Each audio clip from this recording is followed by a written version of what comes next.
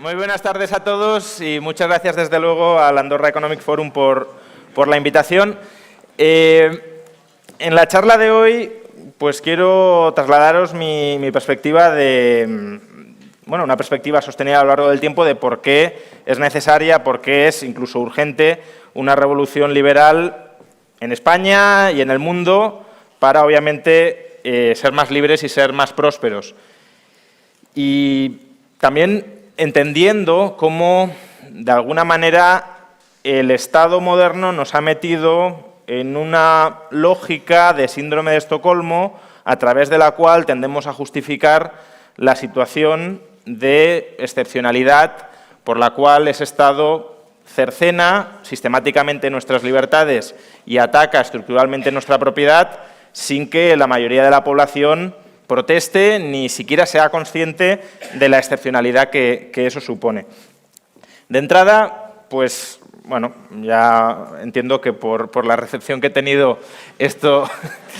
no sonará extraño, pero simplemente dejadme que constate 4 principios o 4 ideas básicas del liberalismo. ¿Cómo puede una sociedad compatibilizar la vida en sociedad con la autonomía de cada persona para perseguir su propio proyecto de vida sin someterse a una especie de tiranía del uno o de los muchos que anule justamente esa autonomía de la persona para desarrollar su proyecto de vida? Pues los principios básicos que estructuran una sociedad donde se pueda cooperar y se pueda convivir internamente, pero a la vez dentro de la cual cada uno pueda perseguir su interés propio, respetando la búsqueda del interés propio de los demás, son, entre otros, estos 4 principios. Libertad individual, la iniciativa a actuar sin pisotear la iniciativa a actuar de otras personas, es decir, lo que algunos llaman el principio de no agresión. Puedes hacer todo lo que quieras, pero sin impedir que otros hagan lo que ellos quieran, a cambio de que ellos tampoco puedan impedir lo que tú quieras hacer. Propiedad privada, aquello que has adquirido de manera pacífica, aquello de lo que te has apropiado de manera pacífica sin arrebatárselo a los demás, es tuyo y puedes hacer con ello lo que desees, porque eso de lo que te has apropiado constituyen los medios a través de los cuales vas a perseguir tu propio proyecto de vida, tus propios planes de acción. Si te privan, si te arrebatan arbitrariamente los medios que necesitas para completar tus planes de acción, también están conculcando tu libertad individual a perseguir esos propios proyectos de vida. Autonomía contractual. Puedes llegar a los acuerdos que quieras con terceras personas, no puedes agredir a terceros, pero sí puedes interactuar voluntariamente con terceros para, entre ambos, acordar lo que deseéis. Los pactos entre partes son ley privada para las partes. Son acuerdos que deben cumplirse por ambos lados y sin que un tercero se entrometa, sin que un tercero les diga a esas partes si está bien o si está mal lo que han acordado, siempre claro que lo que han acordado afecte únicamente a ellos dos o a sus propiedades. Si afecta a un tercero de manera ilegítima, es decir, sin el concurso de un tercero ya sería otro tema. Y por último, y de manera más amplia, libertad de asociación. Los individuos contractualmente no solo pueden o no solo deben poder acordar lo que deseen, sino expresamente pueden acordar formas de cómo convivir o formas de cómo organizarse de manera más o menos estable. Estos principios, como podéis ver, se suele decir que los garantiza el Estado, porque sin Estado no tendríamos un código legal ni tendríamos un cuerpo de seguridad que garantizara la libertad individual, la propiedad privada, la ejecución de los contratos o la libertad de asociación. Es hasta cierto punto discutible que sin Estado no tuviéramos nada de todo esto, pero aunque fuera cierto que necesitamos un cierto Estado para garantizar policialmente, ¿no?, el Estado policial originario, estos principios, estas regulaciones básicas de la convivencia social, desde luego lo que no necesitamos es un Estado mastodóntico y gigantesco para meramente asegurar que estos principios que articulan una sociedad liberal y las interacciones libres entre las personas sean respetados. De hecho, el Estado, cuanto más crece, cuanto más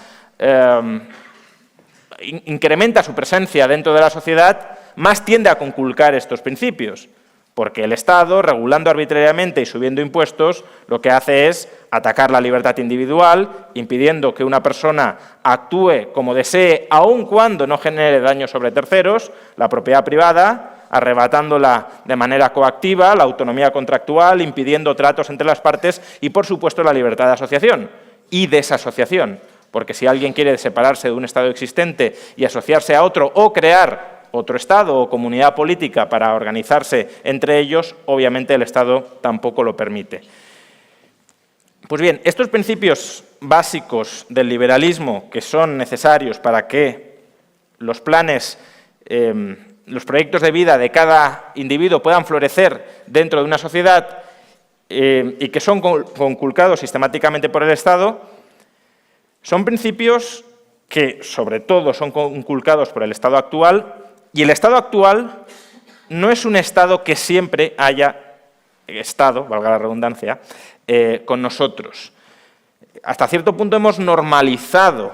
los megaestados, los hiperestados, los estados hipertrofiados que tenemos hoy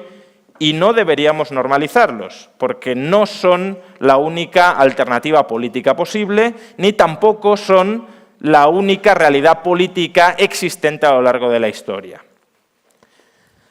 Aquí podéis observar, más o menos, espero que se vea, la evolución en algunas de las principales economías occidentales del peso del Estado dentro de nuestras sociedades. Hoy, como podéis ver, el Estado, más o menos, no varía mucho o demasiado entre países, sí que hay ciertas diferencias, pero el Estado pesa entre el 40 y el 50% del PIB. Hay algunos sitios donde incluso el peso es mayor. Por ejemplo, en Francia llega al 60% del PIB. No tal margen, nos suelen decir que el Estado es garantía de la armonía social y de la felicidad, y pocos países hay más polarizados y más descompuestos ahora mismo que Francia, pese a que tiene el Estado más grande del mundo, o quizá precisamente porque tiene el Estado más grande del mundo. Pero sea como fuere, hoy el Estado pesa entre el 40 y el 50% del PIB. Es decir, alrededor de la mitad de todo lo que produce una sociedad cada año es absorbido y redistribuido o consumido como la clase política y funcionarial de los estados decide que lo sea. Y esto no ha sido siempre así. Fijaos que en el siglo XIX, durante la mayor parte del siglo XIX, incluso podríamos decir hasta la Primera Guerra Mundial, el peso de los estados en las economías modernas, en las economías desarrolladas y que iban prosperando, porque esta es la época de la revolución industrial, esta es la época en la que el crecimiento económico estalla y se convierte en una constante a partir de ese momento en la historia de la humanidad, el peso del Estado rondaba entre el 5 y el 10% del PIB. Estados Unidos, el Estado pesaba, hasta la Primera Guerra Mundial, entre el 3 y el 4% del PIB. Pero es que Suecia, un país que hoy es una socialdemocracia gigantesca y demás, también estábamos en el 5% del PIB. Por tanto, no es que el Estado, cualquier Estado per se, deba copar, deba absorber la mitad de la economía. Este ha sido un proceso que se ha ido construyendo poco a poco a lo largo de las décadas, como la rana que va sirviendo y que no termina saltando porque no se da cuenta de que la temperatura va subiendo. Después de la Primera Guerra Mundial hay una subida muy fuerte y consolidada del peso de los estados y después, sobre todo después de la Segunda Guerra Mundial, una subida igualmente acelerada y consolidada hasta mantenerse ya más o menos, a partir de la década de los 70, en los pesos actuales.